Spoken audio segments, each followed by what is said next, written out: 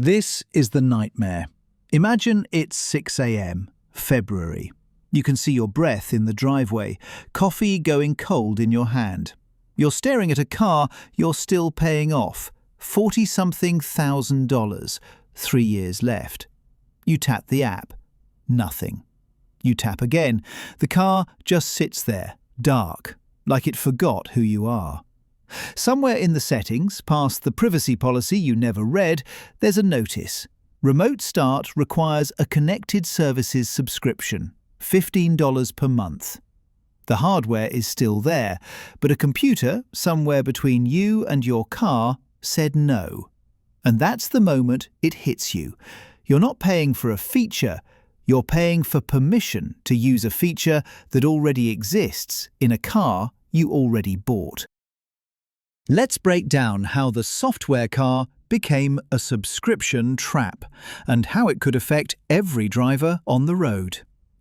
Here's what software-defined vehicle actually means. Your car is no longer a machine. It's a computer that happens to have wheels. The engine, the seats, the heated steering wheel, that's just hardware. What makes the car do anything is software. And that software doesn't live in your car. It lives on a server somewhere in a building you'll never see. The car companies call this the future. They say your car will get better over time. Updates will add features. Improvements will arrive while you sleep. What they don't mention is the other side of that coin. If they can add features remotely, they can take them away. If they can turn things on, they can turn things off. The same pipe that delivers improvements delivers restrictions. You didn't just buy a car, you subscribed to a rolling license agreement, a $40,000 terms of service on wheels. So what does this look like in the real world? BMW tried charging $18 a month for heated seats a few years back. The internet lost its mind. The seats were already in the car. The heating elements were installed. You could touch them with your actual hands. But the software kept them cold unless you paid. BMW backed off, sort of. They stopped doing it with heated seats specifically, but they kept doing it with everything else. Parking assistance, driver profiles, navigation features. The outrage was about the principle, so they just moved to things people wouldn't notice as much. Think about the elegance of that. They didn't stop, they just got quieter. Mercedes charges over $1,000 a year to unlock extra horsepower in some of their electric cars. The motor can already produce the power, it's built to do it. But the software limits it unless you pay. You're not buying performance, you're buying the removal of an artificial restriction. You're paying them to stop throttling a thing you already own. Tesla has been doing this longer than anyone. They've locked battery range behind paywalls.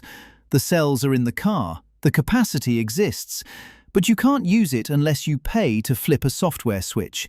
Same with acceleration, same with heated rear seats, same with features you thought you bought when you signed the paperwork. This isn't a few bad actors. This is the whole industry figuring out the same trick at the same time.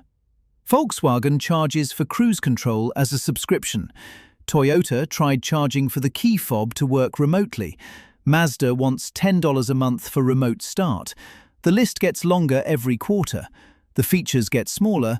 The fees stay the same. Let's talk about why this is happening.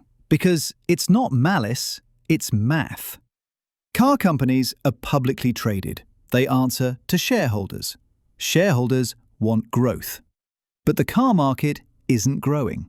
There are only so many people, only so many roads, only so many parking spots.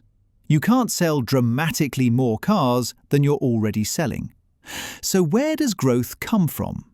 Recurring revenue, subscriptions, monthly fees that show up on the balance sheet quarter after quarter, year after year. Wall Street loves recurring revenue the way a landlord loves rent checks. It's predictable. It smooths out the boom and bust cycles that have plagued the auto industry forever. The consulting firms have done the math. Car data and subscription services could be worth somewhere between $250 billion and $750 billion annually by 2030. That's not a typo. Hundreds of billions every year, from people like you paying $15 here, $25 there, forever. GM and Stellantis have told their investors to expect $20 billion in software and subscription revenue by the end of the decade. Ford's executives have said, on the record, that software is the path to profitability because the margins on electric vehicles are brutal. And they are brutal. Ford lost around $5 billion on EVs last year. $5 billion. Tesla's margins have been sliding. The actual car, the metal and plastic and glass, is not where the money is anymore. The car is the box you put the software in. The real product is the recurring revenue stream attached to your identity. You're not buying a vehicle, you're subscribing to a relationship you can never leave. Here's where it gets darker. Your car is watching you. I don't mean that metaphorically, I mean there are sensors pointed at you, recording what you do and sending that information to databases you don't control. A privacy organization reviewed 25 car brands recently and concluded that modern cars are the worst product category they've ever studied.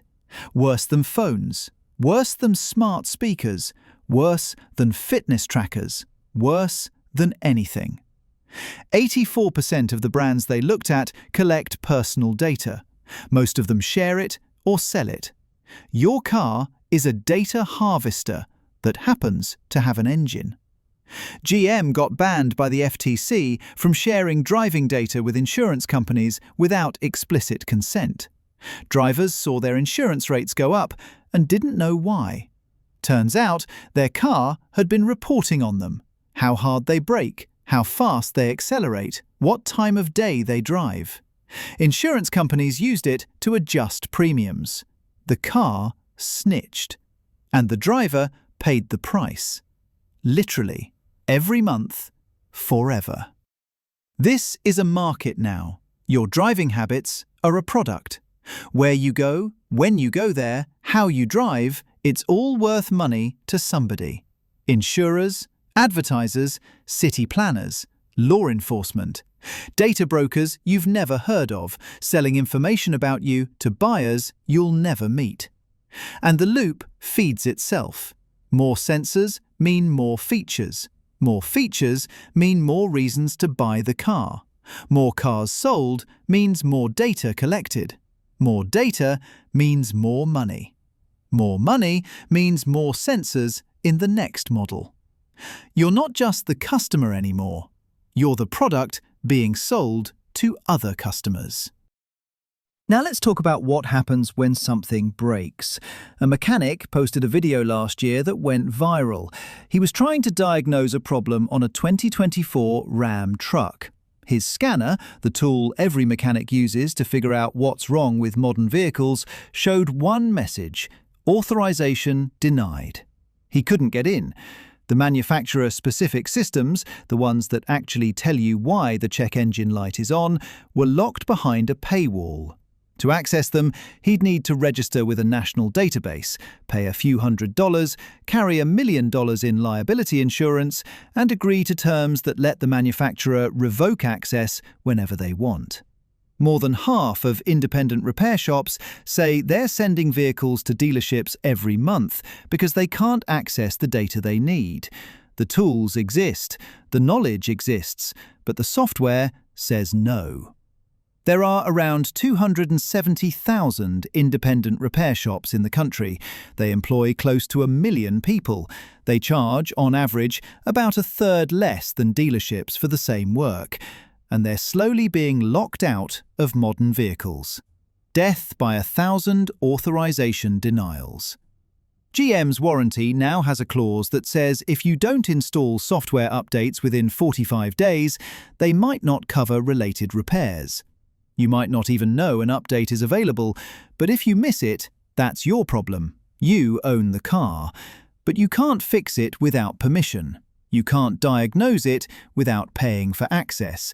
You can't even maintain your warranty without following their update schedule.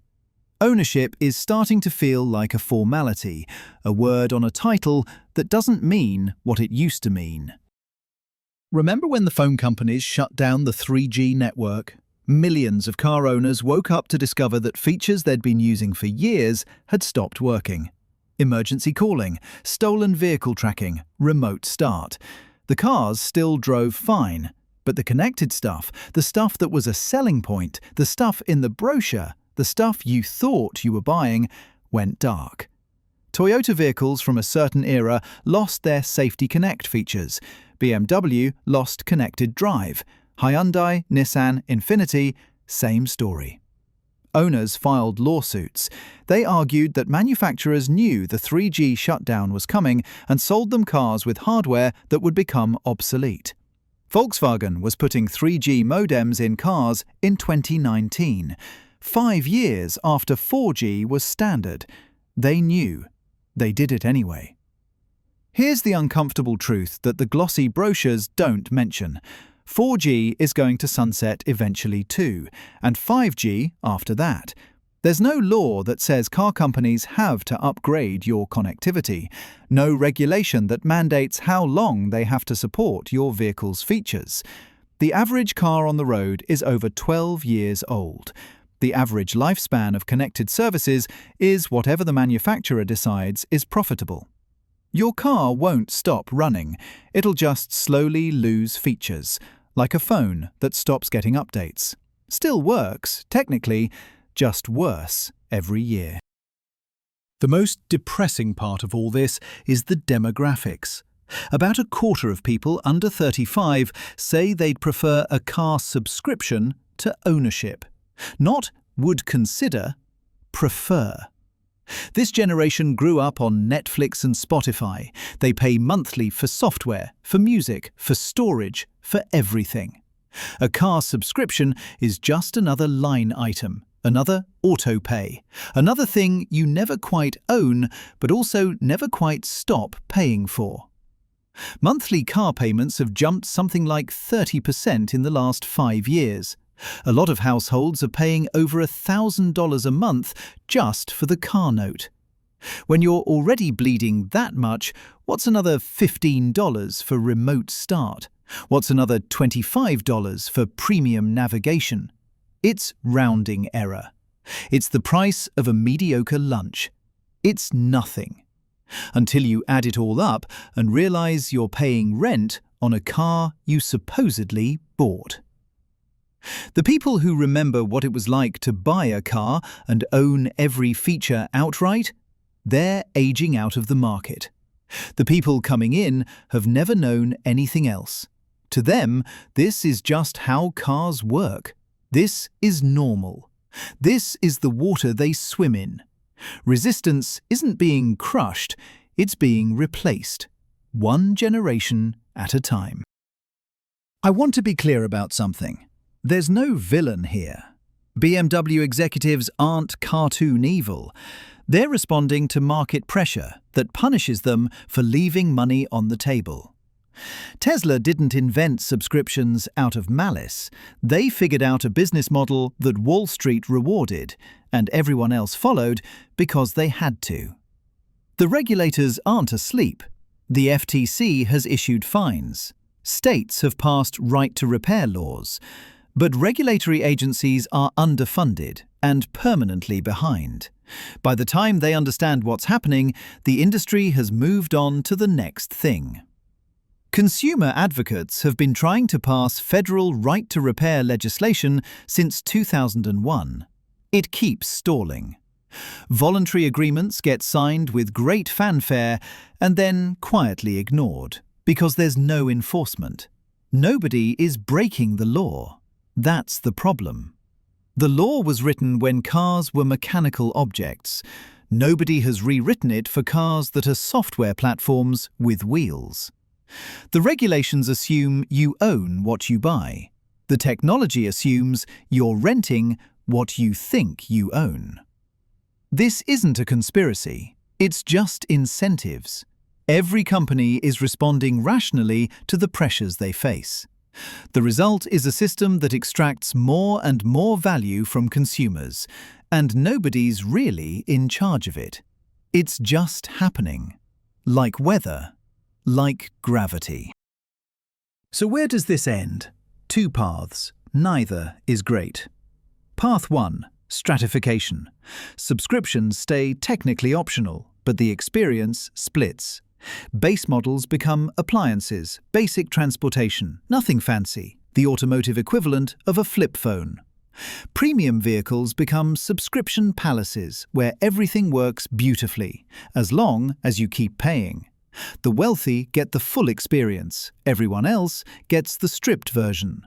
Car ownership becomes another marker of class, visible in which features light up and which screens stay dark. This is probably what happens. It's already happening. Path 2. Complete subscription. The à la carte model creates too much friction, too many news stories, too much backlash.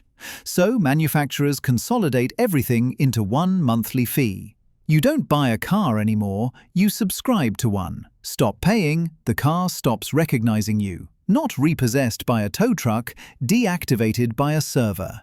This already exists. Car subscription services are growing fast. It's what a lot of younger buyers say they want. The idea of buying a car once and owning it forever becomes something your grandparents did, like buying records.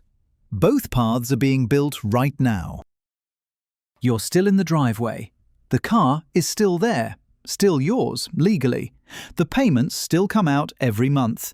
Eventually, you'll pay it off, hold the title, feel like you own something. But between you and the heated seats, between you and the features you use every day, there's a server, a database, a subscription status, a line of code that decides what you're allowed to do with the thing you bought.